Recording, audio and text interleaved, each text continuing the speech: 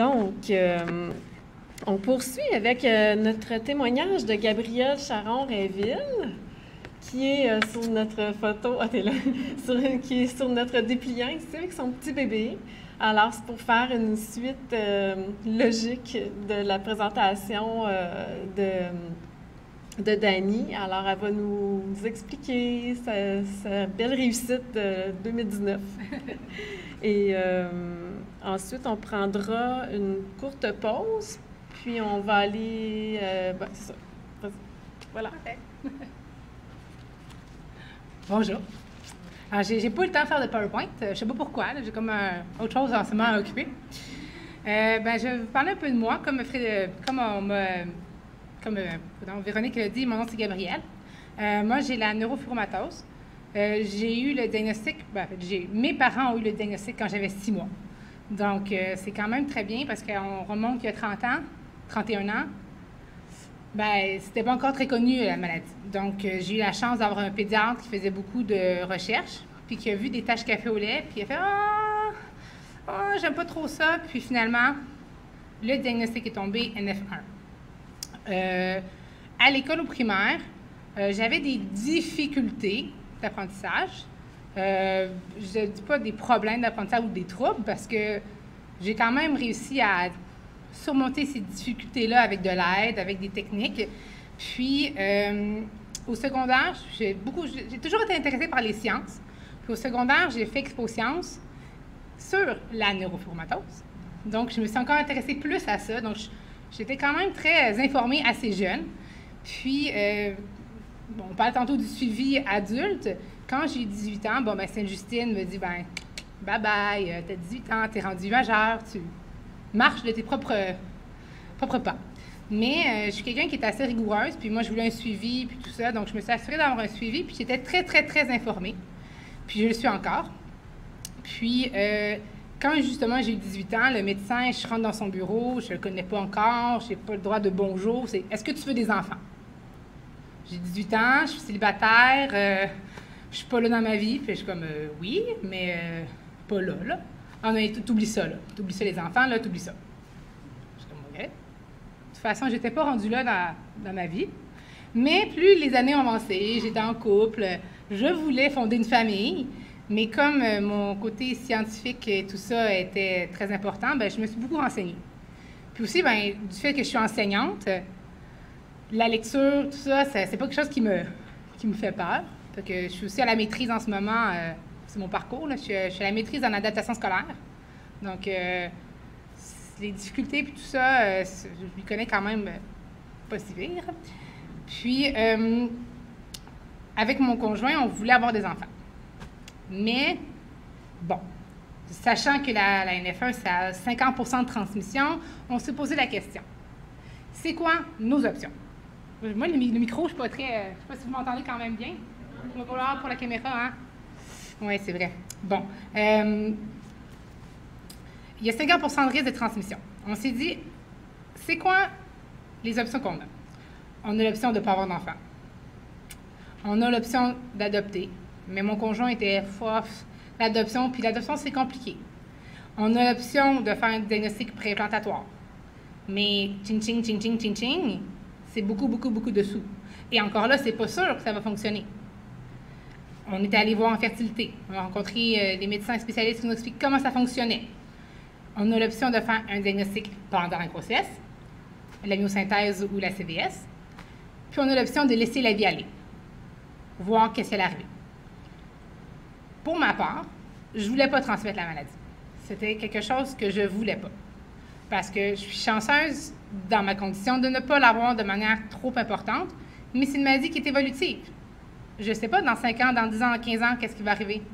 Puis mon bébé, c'est pas parce que moi, je l'ai pas sévèrement que lui va l'avoir pas sévèrement aussi.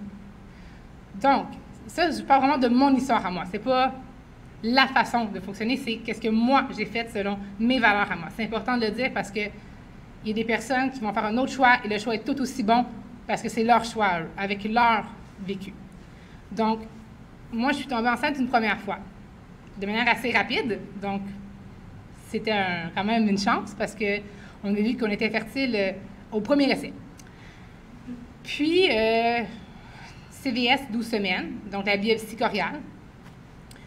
Malheureusement, les résultats ont démontré que le bébé avait la maladie. Donc, je suis passée par une interruption médicale de grossesse en avril l'année dernière, le 10 avril. Puis, c'est sûr que c'est un choix qui est difficile. Parce que mettre fin à une grossesse qui est désirée, c'est pas quelque chose qui est évident. Mais je me suis dit, j'aimerais ça que mon enfant parte dans la vie avec le plus de chances possible. Parce qu'il pourrait avoir un TSA. Il pourrait avoir un cancer plus tard. Mais si je peux lui partir avec une chance de plus, ben je vais faire ça. Surtout que je voulais pas aussi me sentir coupable d'avoir transmis une maladie, me dire, ah, c'est de ma faute, c'est moi qui ai donné ça, c'est de ma faute. Donc, pour moi, c'était ça qui était la façon de faire. Puis, 3 mois après, boum, je suis retombée enceinte de monsieur ici, qui, lui, selon les tests génétiques, n'était pas atteint. Je ne suis pas très ésotérique, mais bébé est né la journée où j'ai perdu mon autre bébé. Je sais que c'est comme un petit miracle, un envoyé du ciel. Puis, on hésitait entre 2 noms, Théo et Étienne. Puis, je suis allée voir les définitions sur Internet. Je me suis dit, bon, tu sais, maman gaga. Et Théo, ça veut dire cadeau de Dieu.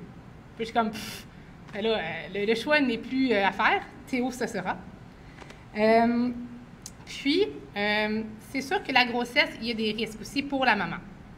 Je n'en ai pas parlé.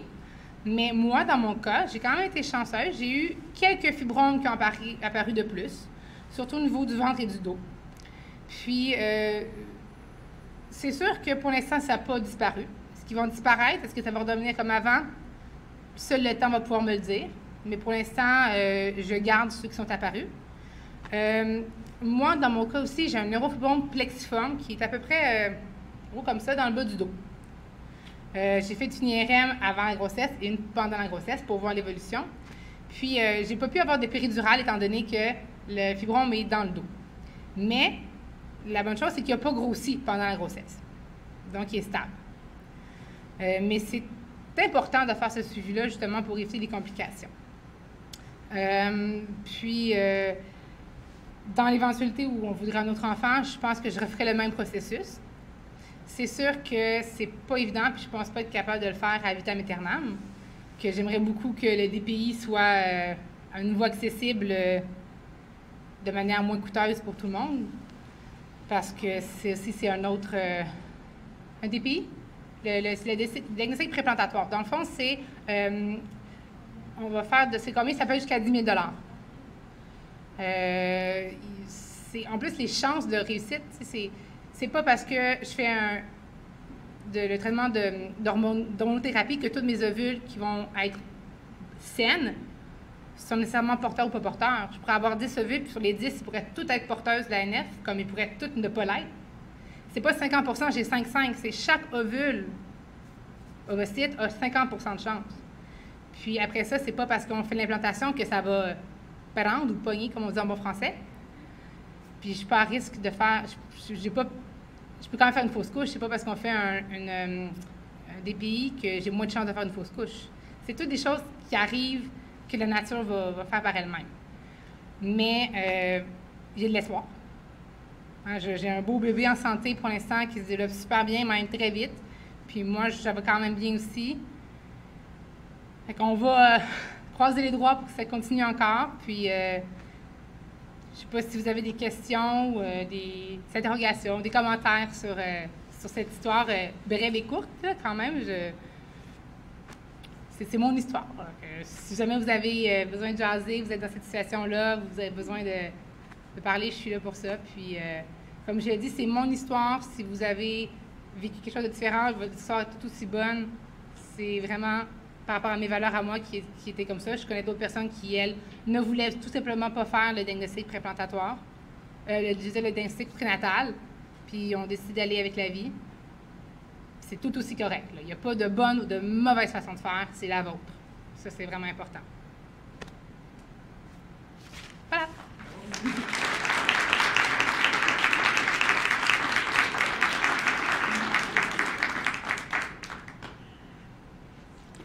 J'ai omis de vous mentionner que Gabrielle est sur le conseil d'administration depuis 4 ans dans la NFQ, peut-être plus que 4 ans. Mais tu es là depuis longtemps, tu as fait partie des vidéos, de films. C'est notre